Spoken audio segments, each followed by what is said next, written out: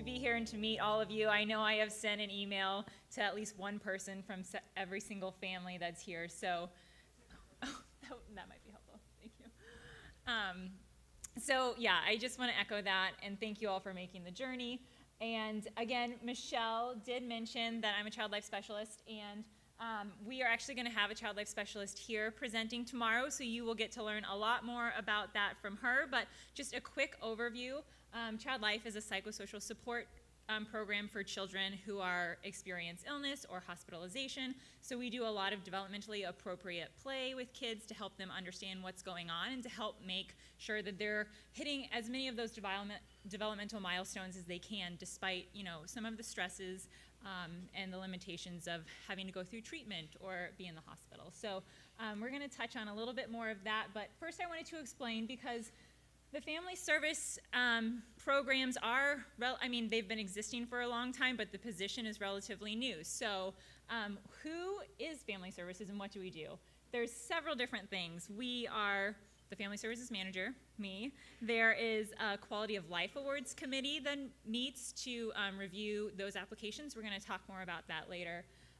There is an FOP Connect committee that meets to support our peer mentor program, which we're going to discuss.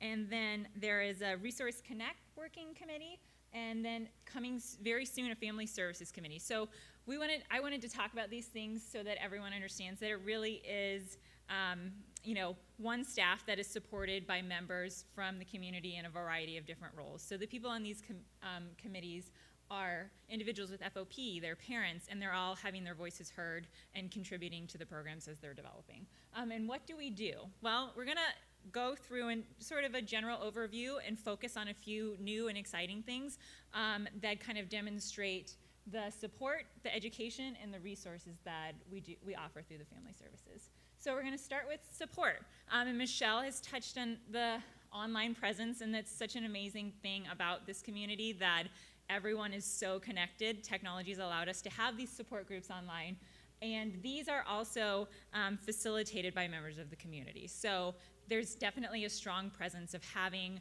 those people involved and having them insert their knowledge and making sure that everyone is staying up to date on the information that they're able to input in those ways.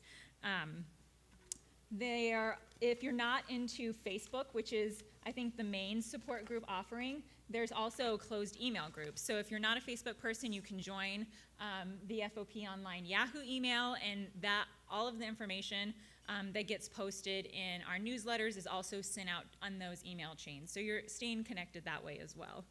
And then I wanted to just touch briefly on the guidebooks, because these are amazing resources, and there's something that I used when I was relatively new to this community to help understand and learn more about FOP. So this first one with the beautiful butterfly, the What is FOP, that is it's a big book with lots of helpful information, but it really walks you through a lot of different details about, what are the respiratory health and the dental and the more specific things like, can I get a piercing or a tattoo? It kind of addresses all of those things in this book. And then there is the children's support version. So this was created by Marilyn Hare, and I know she's here tonight, so I wanted to give Marilyn and her daughter, Sarah Steele, who helps create this.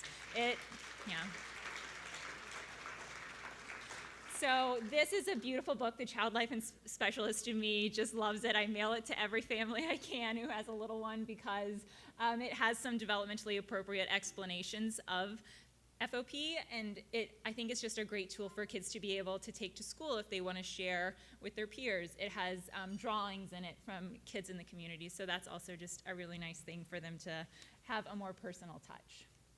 But one of the supports that we're going to dive a little deeper into, because it's so important and it's available to every individual with FOP, is the Quality of Life Award.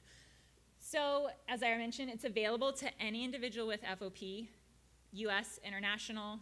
There's no limits there. It is a $1,500 lifetime scholarship, so you can use it at any point throughout your life. You can use it in increments. You can use it all in one time, but you get this one scholarship to use at any point. And it is for items that improve the health, welfare, and independence. So this is sort of a broad category, and people are probably like, well, what is that? Does this apply? And that is why we have the Quality of Life Awards Committee to meet to review those things and make sure that that money is really being put to a use that is going to benefit that person in the long haul. So this is just a little snapshot of the application. And you have also, I think Michelle mentioned this, the brochure in your attendee folder. So if you want to learn more about that, there's lots of information there. But this is available online. It can be translated if that's helpful. And it is really just a quick form to fill out. So it's not something that is going to take you, days to complete. It's really a simple and easy process. And then the second support program that I wanted to call attention to and dive a little deeper into is our program called FOP Connect. It is a peer mentor program. So you see a few familiar faces. Again, Marilyn, that's twice now that I'm calling you out. We have Joe. I know he's here tonight as well.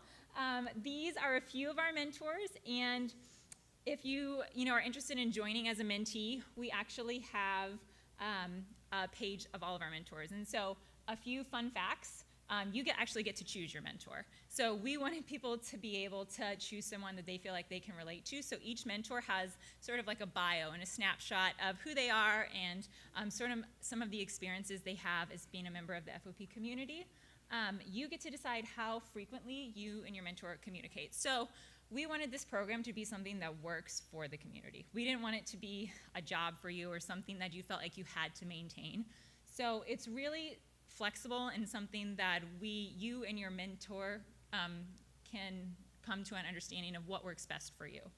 And then lastly, you can decide how long you want to be involved. So a lot of programs, if you're a mentee, you do a 2-year mentorship. But as a peer mentor program, we wanted you to feel like, this was something that you could use for 6 months if you felt like you just needed someone to help you get through, an adjustment that you're going through. Or we wanted it to also be something that if it's a good friendship that you wanted to maintain for years, you could be paired with someone for a very long time. So, but yeah, the peer mentor program is peers to peers. So that is parents, and as individuals with FOP, it is friends or extended family, and so we really tried to capture that in our mentee or our mentor base to have a variety of different roles that people can relate to. So it is open to everyone, and we like to think of it as more of a friendship where one person is there to help encourage someone that has questions and is looking to navigate new challenges.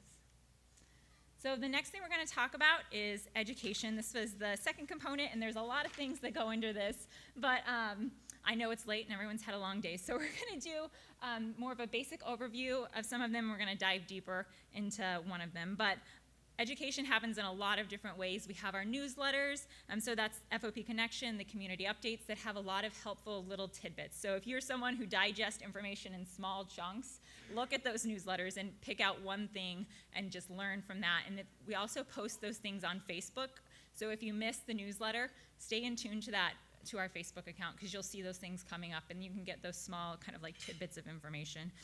We have several different online resources. So on our website, we have a variety of those. A couple of ones that I just wanted to point out were the FOP School Guide. And I know that there's another version of that Chris Bedford-Gay's wife and him are working on. So, there will be continued development in that area as well. And then there's also, for example, a personal care attendant, so helping you manage and select a personal care attendant. Webinars. So if you're someone who likes to be an interactive learner and to ask questions as things are going, we have webinars on a variety of topics. Most recently, we've done an ABLE accounts one. We've done some on clinical trials. So if you're someone who really likes to have their questions answered, that might be a great way for you to learn more. And then the family gathering. So we don't have as many of these person-to-person opportunities, but there's a lot of things going on this weekend that I know you all are well aware of, and Michelle has mentioned.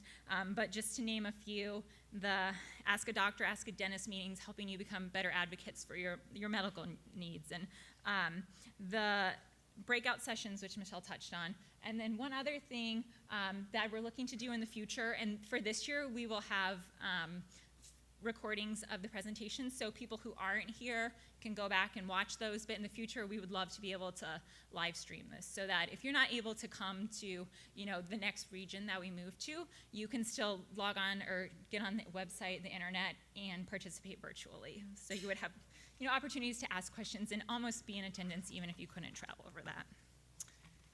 So the one online education resource that I wanted to dive a little deeper into and focus on, because it is newer and because it is something that I wanted to just keep on the surface, as we're going to be talking about this throughout the weekend on Saturday as well, is supporting your child during a stressful procedure. So this is a great example of a resource that has links to other websites so you can learn more. If you just want a quick overview, this is great for that, but if you want to learn more and really dive deeper into the content, there's more links on here for you to be able to do that.